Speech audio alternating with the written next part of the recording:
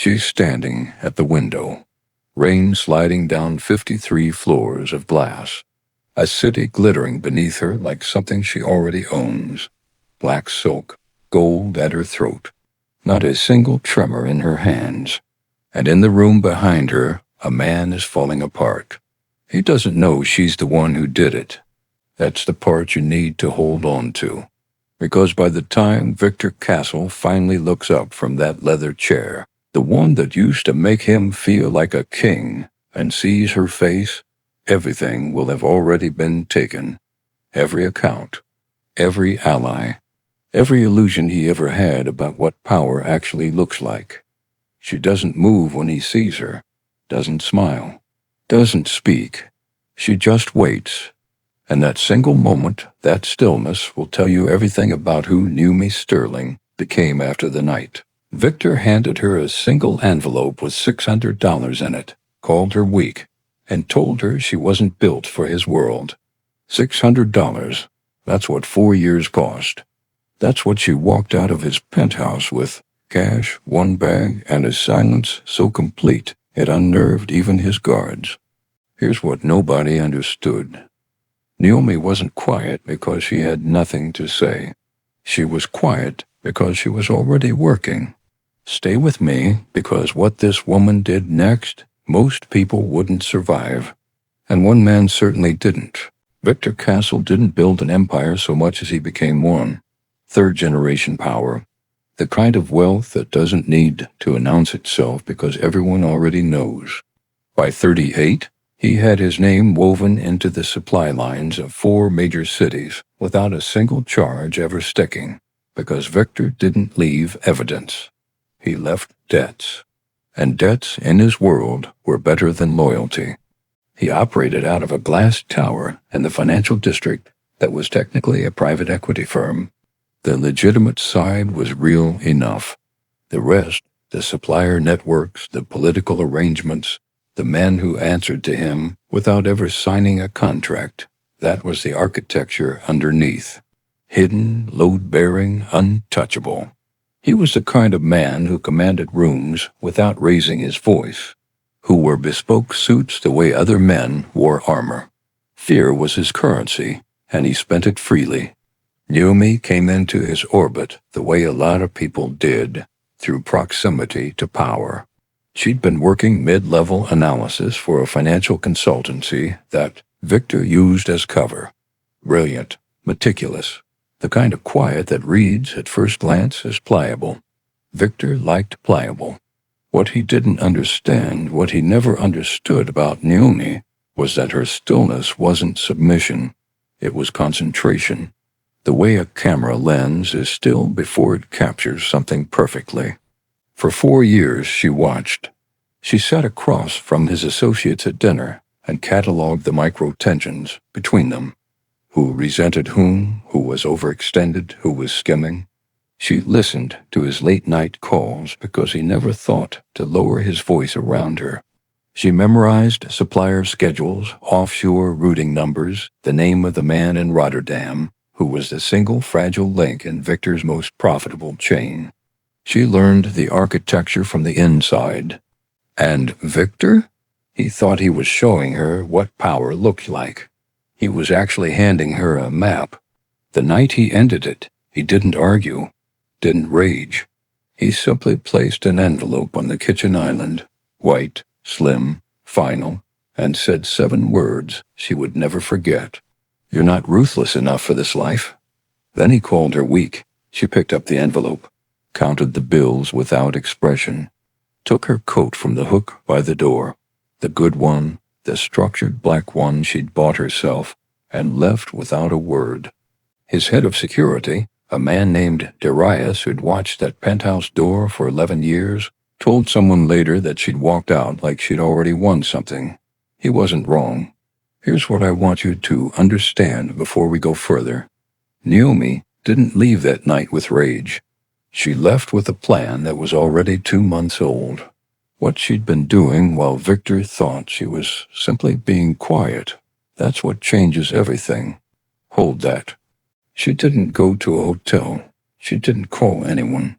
She took a cab to a storage unit in a neighborhood Victor's people would never bother to surveil because it was beneath them, and she opened a padlocked locker she'd been building for 8 weeks. Burner phones, printed documentation, a contact list written in a cipher only she could read. 3 separate identities, each with its own banking history and clean paper trail. The envelope was $600. She put it in the locker, framed it, eventually, not out of sentimentality, out of precision.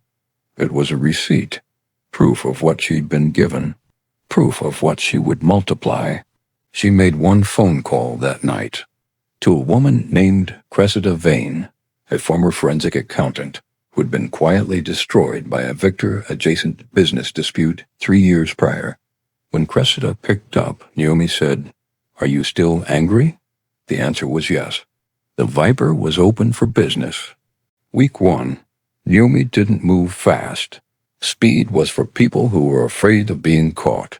She moved deliberately, the way water moves before it freezes.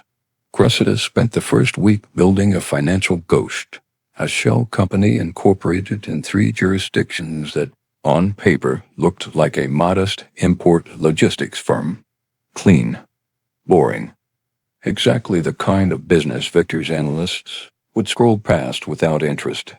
Naomi spent that same week making contact with someone Victor had recently moved against, a mid-level distributor named Ellison Park, who'd had a profitable regional agreement revoked without warning or compensation.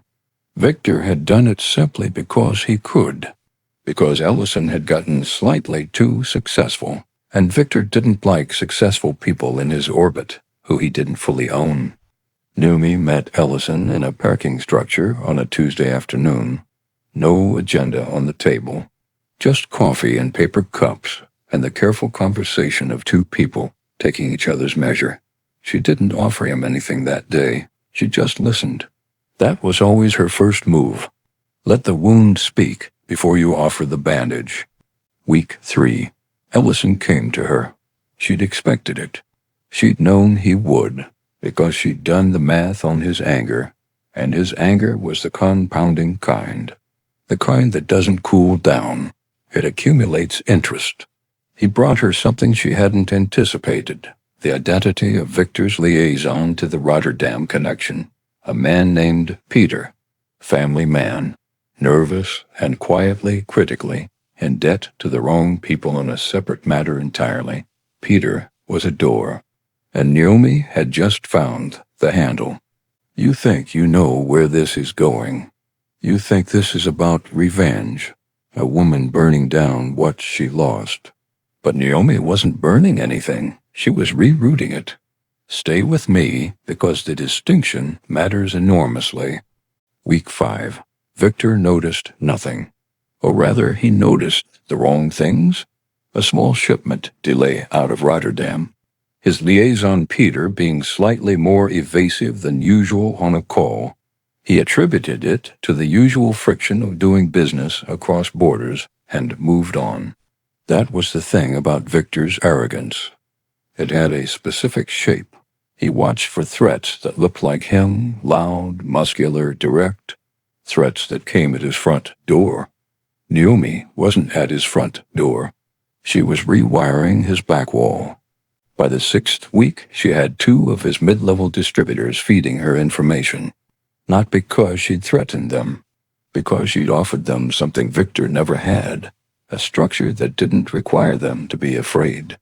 The first crack appeared publicly in week 7, when a business profile in a trade publication mentioned Castle Group's unexpected friction in its European logistics division. 2 sentences. Victor had 3 people fired over it. He was looking for a leak. He didn't know he was looking for an architect. Week 8. Something happened that wasn't part of Naomi's plan.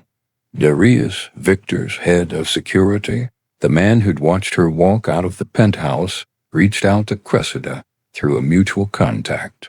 He didn't know who he was ultimately reaching. He only knew he was done.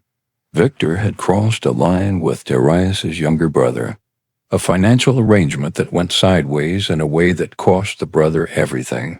Victor, when confronted, had simply looked at Darius and said, "Control your family or I'll control them for you." Darius had given Victor 11 years. Now he was sitting across a neutral table from a woman named Cressida Vane with a folder of internal security protocols, access schedules, and one critical piece of information: the date, time, and location of Victor's next private meeting with 3 of his most powerful political contacts. Naomi, when she heard, was quiet for a long moment. Then she said, "Tell him yes." The door didn't just open. It came off the hinges. What happened at that private meeting would take Victor 3 weeks to fully understand, and even then, he'd only understand the surface of it. On the night in question, 2 of the 3 political contacts arrived to find that the other had already been there, an hour early, with documentation. Detailed, sourced, signed documentation of certain arrangements involving all 3 of them, and Victor Castle specifically. The documentation suggested that Victor had been preparing to neutralize both of them as liabilities, that he'd been building a separate legal and financial position that would survive their exposure, that they were, in his private calculus, already gone. None of this was entirely true. All of it was entirely plausible.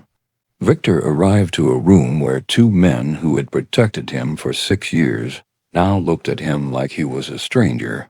The meeting ended in 8 minutes. No handshakes. Victor's driver said it was the only time he'd ever seen the man rattled enough to loosen his tie in the car. Hold on, because this next part is where it all breaks open. Victor didn't just start losing allies. He started losing his mind. And the reason why is the most dangerous thing Naomi ever did. She started sending him things, not threats. Not demands, reminders.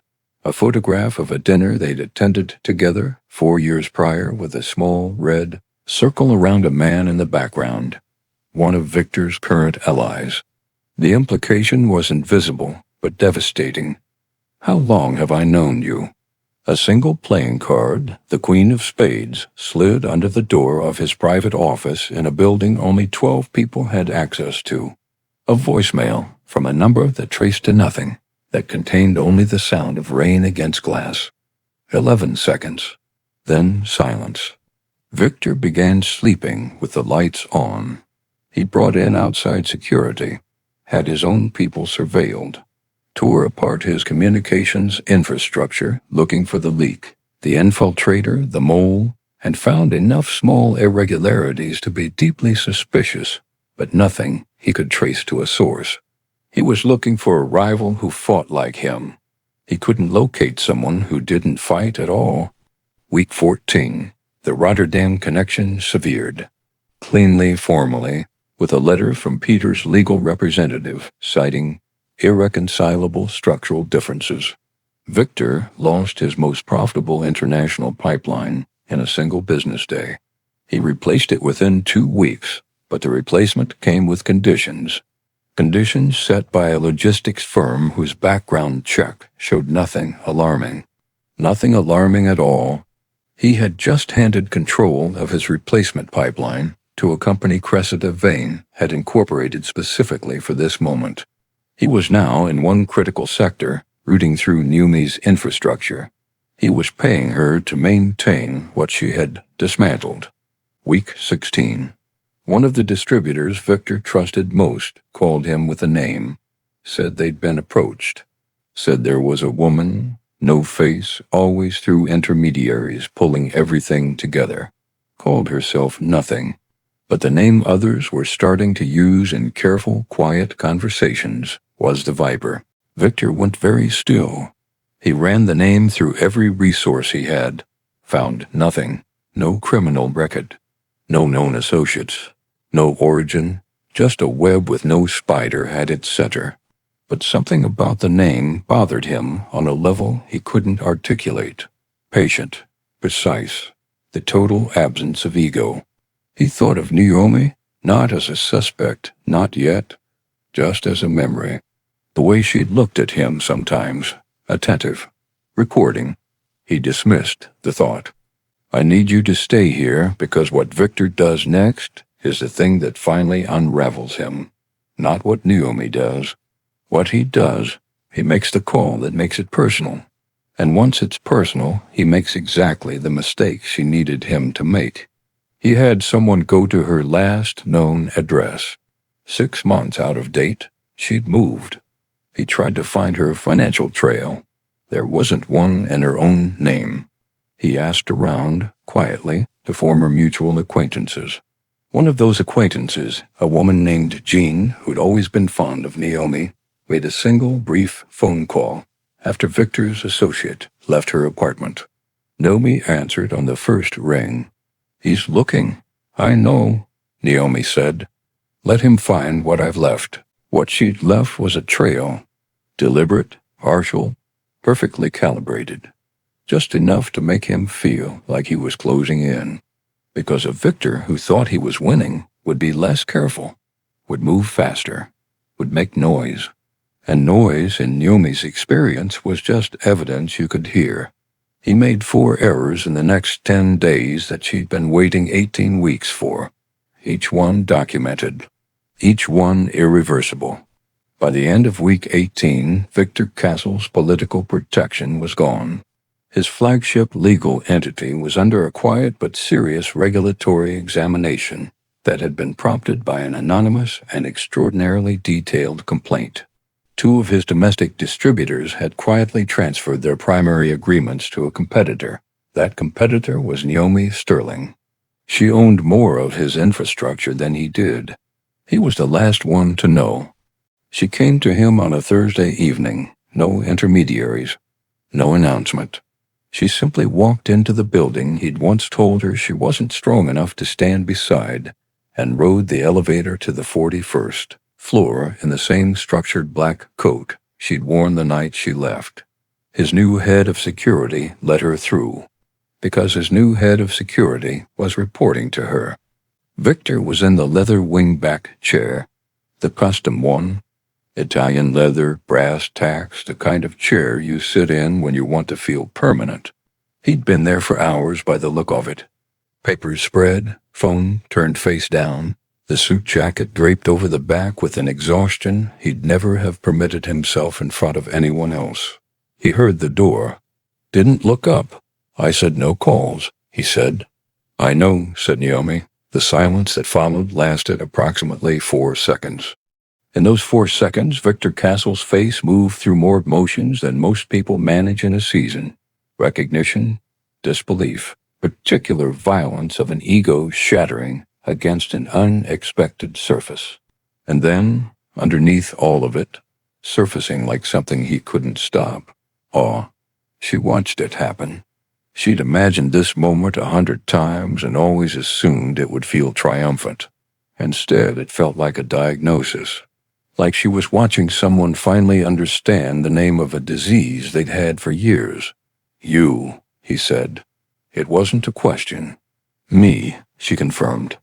He stood slowly, the way men like Victor always stood, reclaiming verticality, like it would reclaim the room. She didn't move back, didn't adjust. She simply waited as she had always waited, with the full weight of her patience. You did this. I completed it, she said. You started it the night you handed me an envelope and told me I wasn't enough. He took 2 steps toward her. She held his gaze, the gold at her throat catching the low light, the rain still falling somewhere beyond the glass. I could take it all back, he said quietly. No, she said, with the absolute calm of someone who has already accounted for this. You couldn't, and that was the moment he truly understood. Not when the accounts were drained, not when the allies fell, but here, looking at the woman he'd dismissed as decoration and realizing, with a horror that was inseparable from something far more complicated, that she had been more powerful than him all along. He'd mistaken her silence for absence. It had been preparation. Naomi Sterling picked up the envelope from his desk, the one with the equity transfer agreements inside, the ones that formalized everything she'd built, and tucked it under her arm. She walked to the door. She did not look back. Some things don't need a final word. They need a final exit. But here's the part the story doesn't tell you yet. Victor didn't stay in that chair, and the single call he made in the hours after she left to the one person who still owed him loyalty, that call is going to put Naomi in a position she did not plan for, because she built a perfect empire. She just forgot to account for the man who has nothing left to lose. Chapter 2 is coming. And what happens when a man like Victor stops trying to win and just starts trying to survive is a very different kind of story. If you made it here, you already know Naomi didn't just get revenge. She got architecture. She got a life built on her own terms, from a foundation he couldn't see, couldn't understand, and couldn't stop. Tell me in the comments, was Victor's ending justice or just the beginning? Follow the channel so you don't miss Chapter 2, because the moment Victor stops playing by his own rules is the moment this story gets genuinely dangerous. And if you know someone who's been underestimated, share this. They'll understand exactly why.